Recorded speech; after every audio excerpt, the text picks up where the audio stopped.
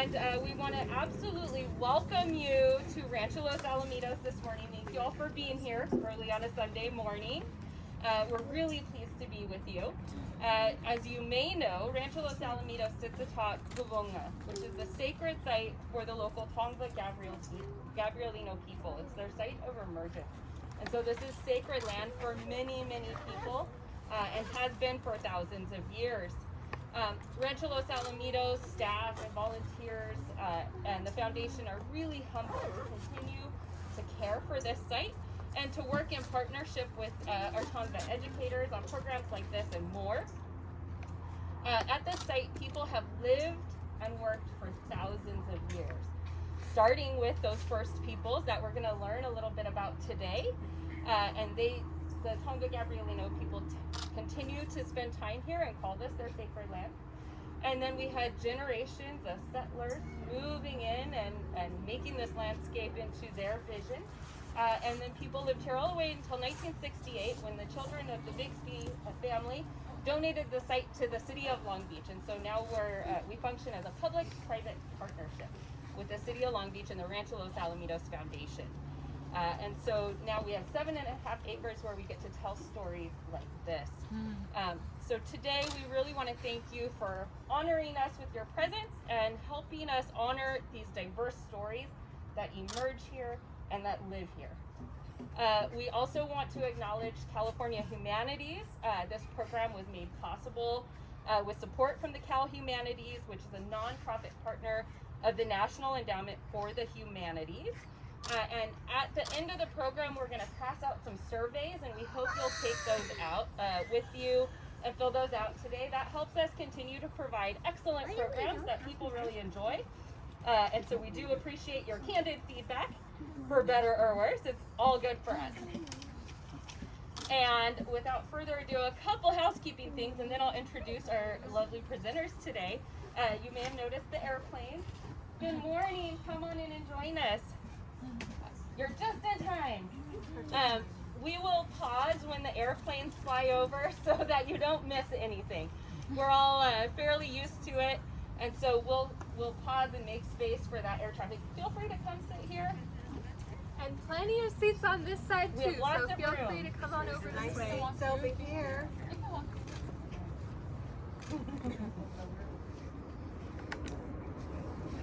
Good morning.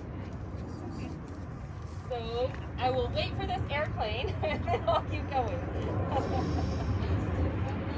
Right?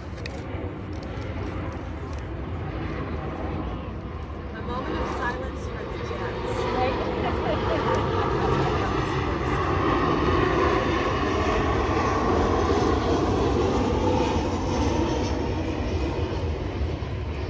All right. So without further ado, I'll go ahead and introduce our distinguished guest this morning. Cindi Alvitre on your far right here is a mother, she's a grandmother, and she's been an educator for over 3 decades. Cindi is affiliated with the Tongva Nation and also a member of the Traditional Council of Pimu, which is the island of Catalina.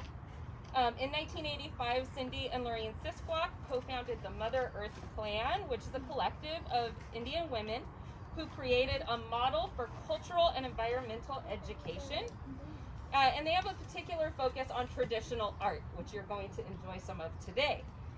In the late 1980s, Cindi co-founded the Tiat Society, sharing in the renewal of the ancient maritime practices of the coastal and island Tongva peoples. And Cindi is currently the NAGPRA coordinator and faculty at Cal State Long Beach in the American Indian Studies program. As a cultural educator, Cindi's work extends beyond the physical manifestation of museum exhibitions and into ceremonial performativity, which is a genre of expression that engages participants, like ourselves, into native landscapes as a dimensional way of refocusing our cultural lens.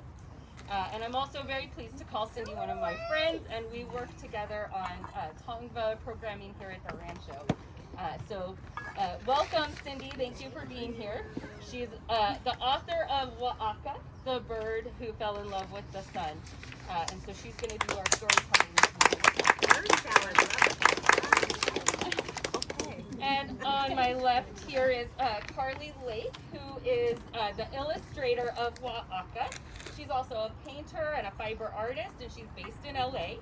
And as you will see, if you have not yet, she creates these beautiful, vibrant illustrations for magazines and books. Carly's bachelor is in fine arts and illustration, and she has a minor in Native American cultures from CSULB also. And she works as an editorial illustrator, a storyboard artist, and an art educator. So her art practice celebrates the beautiful forms of biodiversity, which again we get to experience this morning. And it draws on her direct experience with the plant, animal, and human communities.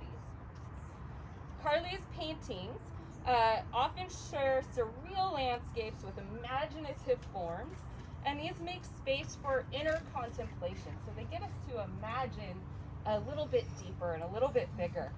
And her practice with natural dyes is really beautifully rooted in her ecological knowledge from many cultures, and bridge the tangible, that's the parts we can touch, of the natural environment that we live in. So thank you, Carly and Cindy, for being here. Welcome, everybody.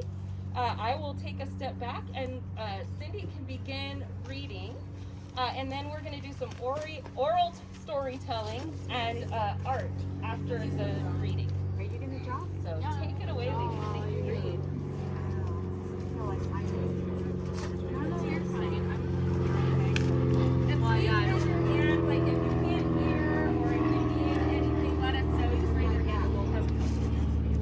Okay, folks.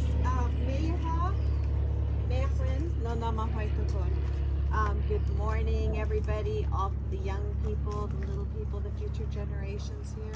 It's good to see all of you young people. It's good to see all you human beings here today. So I'm going to read my story, and then we'll talk about it a little bit, okay? So this is a story that is from our tribe, from the Gabrielino Tongva. And we have many stories. They're our history. It's not just stories that never happened. These are things in our history. They say this is how things happen. So one of those stories is about this beautiful bird, Waa'aka. Can y'all say Waa'aka? Waa'aka. Very good. Waa'aka, the bird who fell in love with the sun. Who would have thunk, huh? A bird falls in love with the sun? What?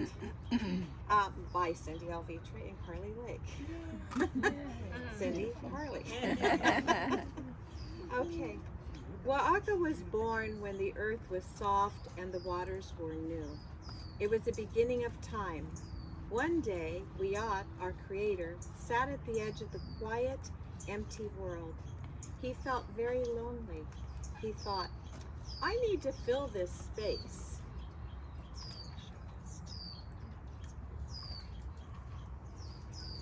Waa'aka had many powers and could do many things. He took the sand in his hand and he blew it to the four directions. The grains of sand touched the earth and they turned into leaves. Plants began to grow.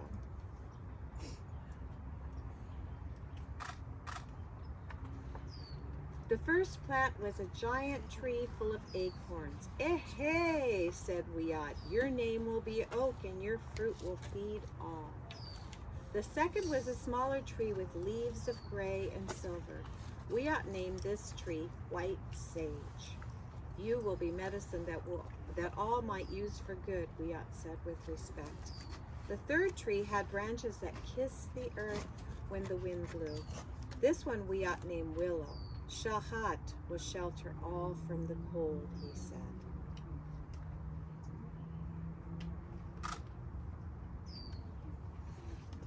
The last plant, golden as the sun, brought beauty to the world. Waa'aka named it Island Poppy. Waa'aka watched with joy as his magic came alive. But Waa'aka did more. He dipped his hands into the ocean and mixed red earth with the water. Then the winged ones come. So there's that golden plant, right? And all that's coming from the ocean. Owl came first, for she saw in the dark when no one else could. Then came Kingfisher. He promised to be honest and loyal to Waa'aka. Raven came next, dark, noble, and a good listener. Did you know that Raven was a good listener? Yet even with these creations, the earth was still cold and dark. So Waa'aka asked Island Poppy for light. Island Poppy pulled a petal from her crown and a spark of gold flashed in the dark. Waa'aka mixed the pebble with a ball of soil. As he rolled it in his hand, it grew larger than all the other creations. Tamet, the sun, was born. Tamet shone the brightest of them all, and he was kind and caring to everyone. He and Waa'aka became friends. I know, huh? One day, Tamet and Waa'aka went walking and found a pond. As they sat at the edge, Tamet gazed at Waa'aka. He was falling in love with her. But she didn't notice him.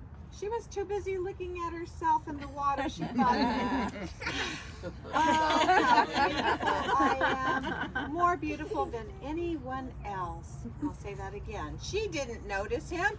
She was too busy looking herself in the water. She thought, how beautiful I am. More beautiful than anyone else.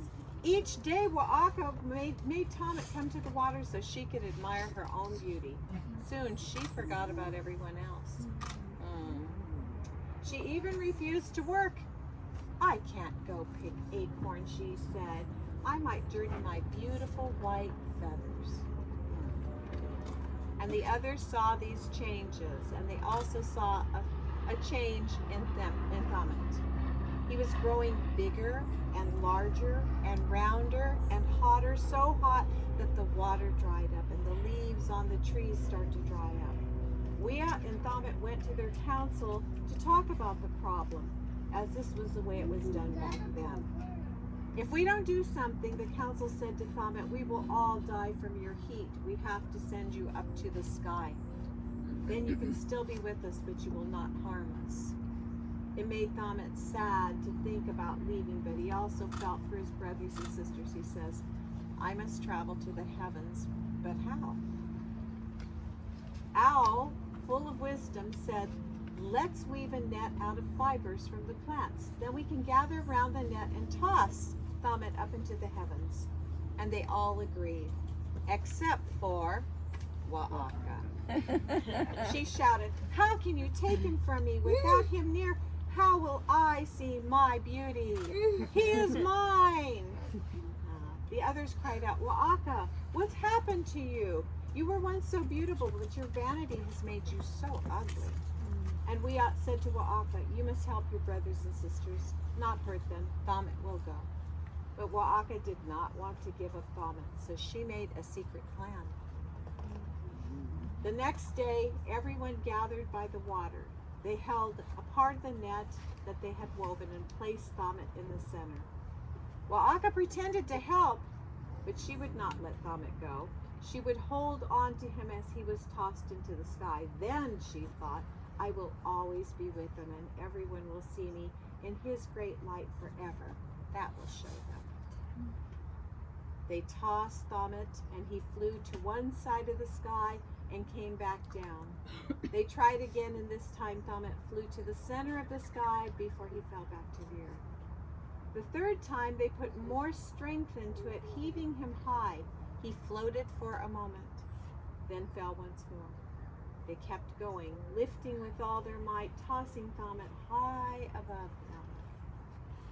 As they lifted the net one last time, Waa'aka held onto Tamet, and they rose together. But as they entered the heavens, Tamet grew much larger than he had been on earth. It was too hot for Waa'aka. She fell from the sky. Her beautiful white feathers turned black.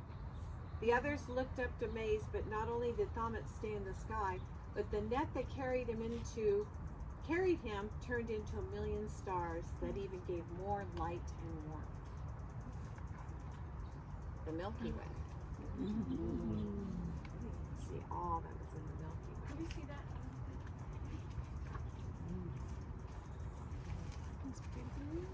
Beautiful, huh? They were pleased, but not with Waa'aka.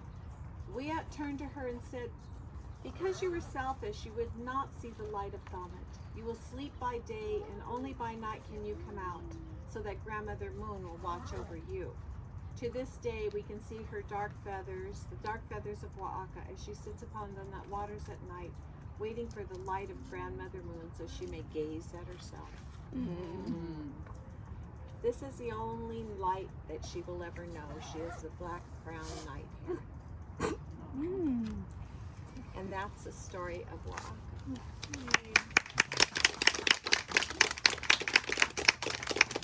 You can see that Carly's sketching as I'm drawing, and I wanted to talk a little bit about this story because one of the things that you know, you hear these stories, and I'm speaking to you, all you young children here, right? All of you. That these are really important stories to Native Americans. You know, we always, science is about asking questions, you know, explaining the world. You know, your mom and dad say, "What are you doing?" You have to give an explanation, right? Well, it's the same thing in the world. We want to have explanations. How did the sun get to the sky? How are cars built? Where does our food come from? On and on. Those are all stories, or we use the word narratives. But for thousands of years, I want you to think about this too, because if we go back in time, we're sitting here. And say we went back 200 years, we wouldn't have the benches, we wouldn't hear the jets. It would be a beautiful, silent world with the animals and the plants and those of us who care about each other and help each other to build a life. And that was what it was all about then too, because that's all we had, right? That's all you had was Mother Earth and the air and the water and these things. So it's really important that we cherish those histories, because that's how we honor things. You hear the stories of your grandmother, that's the stories that you cherish, you know. And so this is how this story was born. This story was actually born in Catalina Island. And I'll tell you this real quick before we get going here, because I mean, Carly was my student at Cal State Long Beach some time ago. And as a student, she listened to these stories, and as an artist, and she can explain this, we just had this relationship between each other because we love stories, right? But how do you tell stories? This is a tradition of education, is talking and telling, and the role of all of us as children, legitimate children, and those children of us that are children forever, such as myself, I'm forever a child. We learn by listening and watching and doing. That's what's so important. And then we have these things that prevent us from hearing. Distractions. So Carly wanted to know more about these stories, and you know, it's not something that she just came and said, "Hey, I want to illustrate your book." It was something that she cherished also. Our work together is years of working together, that we establish these relationships, and that's what it's all about, you know, having these relationships, but being able to share this story of this bird that I saw on the island that barked. If you ever see a black crown night here and they don't tweet, they sound like they bark. They sound like they have a cough, almost. And when I asked one of our elders, "What's that all about? Why is that bird sitting in the middle of the night, lonely, on the edge of a little wooden skiff, a little wooden boat, coughing? What's this bird?" And that's where I heard the story about Waa'aka. You know, there's more to come about Waa'aka. Oh, good. But you know, we're going to transition here, because part of today was not only sharing the book and the story with you. Now it's to be able for you to express your own story based on what is here at the rancho. You know, so I'm gonna, we'll kind of be transitioning over, right? Yeah, I'm just trying to finish the monkey that someone requested. Monkeys are so hard for me. The monkey was not a close friend of Waa'aka. They became friends in 2021. They got locked in the room together. They got locked in a room of storytellers together. One story was about the monkey, the other was about Waa'aka, and they said, "Hey, maybe we should be friends, right? Those are relationships, right?" So now you can see that they are friends on paper. Yeah, it all makes sense, right? It all Yes. fits together. Yay. Beautiful. Do you all have any questions? Anybody have Yeah. any brief questions? Yeah.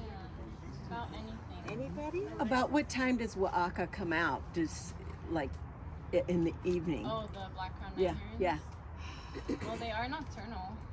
Oh, they are. But I've You seen know them during what? the day. Yeah, I've seen them during the day, but they're not real active during the day. I've seen them the first time I ever saw one was on a full moon on the Green Pier in Avalon, Uh-huh. on a sitting on the edge of a skiff. But yeah, they hang out at night. They're nocturnal. You can Interesting. see them at the Living Desert too, out in Palm Desert. You can get pretty close to them there. They let you in the big bird enclosure and they're just hanging out. So that's a good place to go. Yeah. Here's a question. What's your question?